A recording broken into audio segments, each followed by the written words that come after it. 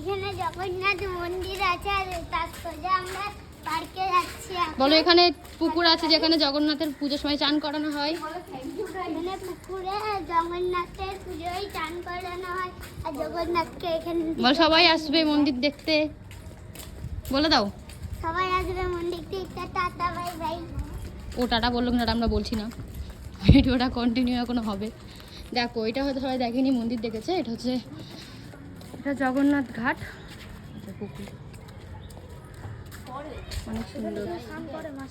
জল পরিষ্কার, কোনো কাটা কিছু হয় না, ঠাকুরের নোংরা ফেলার নিয়ম নেই এখানে।